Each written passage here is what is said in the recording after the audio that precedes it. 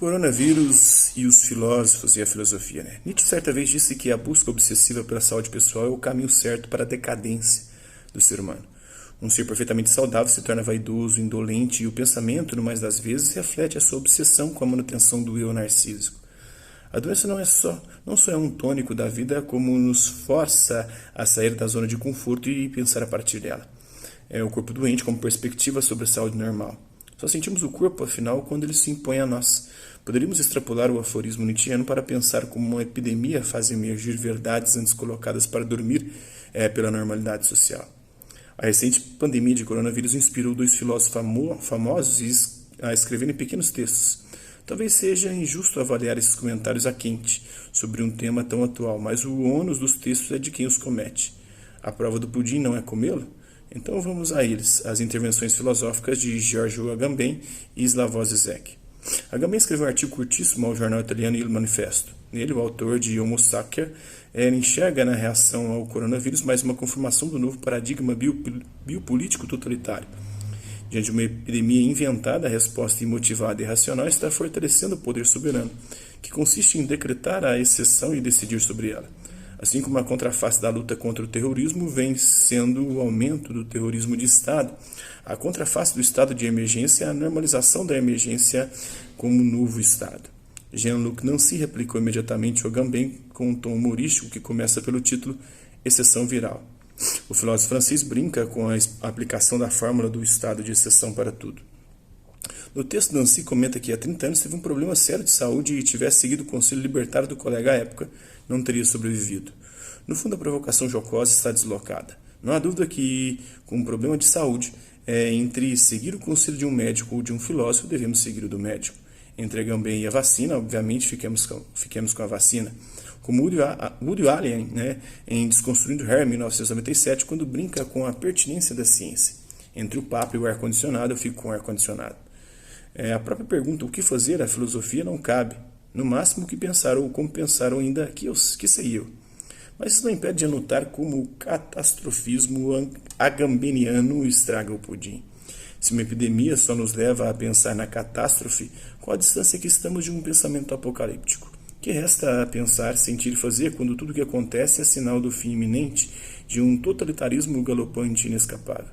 O conceito original de biopolítica em Foucault, aliás, não era nem bom nem ruim, como tampouco eram enviesadas negativamente as reflexões judaico-messiânicas de Walter Benjamin. Dois segundos lados da moeda que, pelo menos no varejo, não aparecem nos textos de Agamben.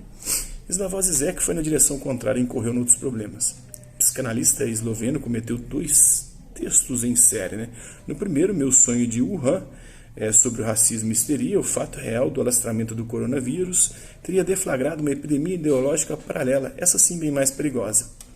Se em termos clínicos a situação epidemiológica tem efeitos modestos, terminou por desencadear uma onda racista, paranoica e histérica dirigida contra os orientais, os imigrantes e as pessoas doentes. Apesar disso, as reações sociais e políticas de pânico, raiva e preconceito poderiam provocar inadvertidamente consequências positivas. As cidades desertificadas e a paralisia do sistema produtivo seriam exercícios utópicos de um tempo morto. Poderíamos inclusive imaginar quarentenas libertárias que nos livrariam das exigências sufocantes da civilização moderna. Aqui, em chave pós-lacaniana, Zizek retoma a crítica monocórdia da sua obra contra o espírito sessentoitista do iluminismo. É que, nessa crítica, as multidões rizomáticas da geração de 68, que bradavam é proibido proibir, teriam vencido. O resultado histórico foi o status quo contemporâneo do multiculturalismo liberal, festivo e hedonista. Esse establishment libertário prescreve um permanente e intenso envolvimento emotivo com tudo, o trabalho vivo contra o tédio maquinal, o gozo contra a repressão, a alegria contra a melancolia. Daí que os tempos mortos, os sentimentos melancólicos e a monotonia desoladora da paisagem pandêmica se mostrem, aos olhos da ideologia crítica zizekiana, dotados de um potencial subversivo.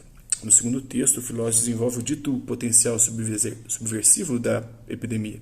Começa com uma analogia interessante sobre como o desastre nuclear de Chernobyl, em 1986, provocou uma reviravolta subjetiva na antiga União das Repúblicas Socialistas Soviéticas, a União Soviética. Os cidadãos não só pararam de acreditar nas narrativas que o controle soviético da informação lhes apresentava, como começaram a multiplicar relatos e meios de expressão alternativos, samizdat, zines, mail-laters. Estaria Zizek esboçando uma crítica à censura do regime de partido único da China? Não. Logo a seguir ele muda o enfoque para mirar no capitalismo global e nos mercados. Como se hoje o socialismo chinesa não operasse como a principal fábrica do capitalismo global. Zizek entende que a pandemia permite pensarmos em uma mudança radical, restaurando a confiança no povo e na ciência. The people and in science. Aqui temos o Zizek hegeliano entrando em campo. É preciso fortalecer instituições públicas universais, um Estado forte guiado pelos interesses racionais da classe trabalhadora. Uma aposta na ciência, nos cientistas e na classe médica contra o obscurantismo da nova direita, suas fake news, seu terraplanismo, seu rechaço da medicina moderna contra as vacinas. Assim como no passado recente, negacionistas rechaçavam que havia uma relação de causalidade comprovada entre o HIV e a AIDS. Atualmente, a nova direita assume a reação contra a ciência, mas quem defendia isso, que não há causalidade entre o HIV e a AIDS, era a esquerda, a esquerda pós-moderna. O próprio Foucault é um dos exemplos. Com isso, o alastramento do coronavírus nos acordaria duplamente, de um lado, dos fundamentalismos anticientíficos da nova direita, do outro lado, dos pós-modernismos New Age, homeopáticos e seiscentoitistas, aliados sorrateiramente aos primeiros em sua ou escalada anti-universalista. É verdade que em momentos de pandemia dá-se uma desterritorialização generalizada, abrindo brechas no campo dos possíveis. Poderíamos lembrar como na Baixa Idade Média a peste negra precipitou a crise do feudalismo. A pandemia de influenza de 1918-1920 criou oportunidades para a luta por um sistema público de saúde, e a de AIDS, nas décadas de 80 e 90, uma inédita mobilização pelos direitos dos gays à vida e à saúde. Porém, em todos os casos, não foi nenhuma astúcia da razão hegeliana que, da negação, terminou gerando consequências positivas e imprevisíveis. Zizek sabe disso. Nesse sentido, ele aponta para Bernie Sanders, visto pelo filósofo como um Trump do bem, isto é, da esquerda. Alguém que pode reforçar a unidade nacional ao redor de um plano universalista de proteção à classe trabalhadora. Em vez de fechar fronteiras contra os imigrantes, abri-las para acolher todos os despossuídos, agora com acesso à melhor ciência da medicina moderna. Esse seria o primeiro passo, ainda segundo Zizek, para a criação de um Estado internacional protetivo de todos os cidadãos do mundo, uma culminação do progresso histórico da razão. Por isso, desde já, é importante fortalecer a classe médica em sua organização global contra a epidemia, através da OMS e de redes transnacionais de solidariedade. Valeria perguntar, tudo ponderado, por que o primeiro lugar para essa mudança radical a Zizek seriam os Estados Unidos da América e outras democracias liberais, e não a própria China, onde começou toda essa merda? Onde a mobilização da classe médica e a formação de redes cidadãs de informação se chocaram quase instantaneamente com o monopólio político da narrativa exercido pelo Partido Único.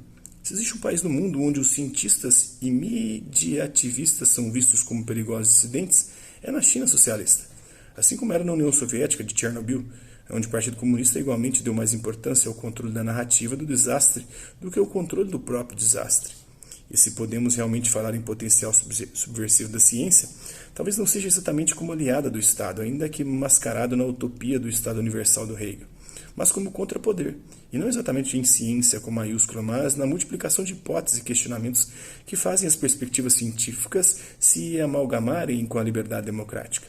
Zizek, entretanto, prefere ilustrar suas teorias com os acontecimentos, assim como Agamben o fez de modo bem mais tosco no caso da teoria do estado de exceção. Ainda que algumas pensatas tenham o poder de nos colocar a maturar ou a matutar, estão muito longe de levar a sério o desafio na situação que, conforme o texto de Nancy, nos pandemiza a todos. É preciso reconhecer o método dos dois filósofos em, pelo menos, se arriscarem numa arena pública tão asfixiante.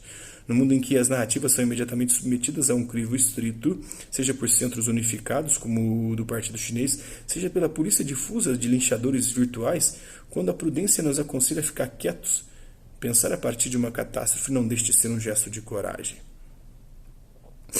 Então, esse texto é do Bruno Cava Rodrigues. É isso aí. Hasta la vista, babies. Até a próxima.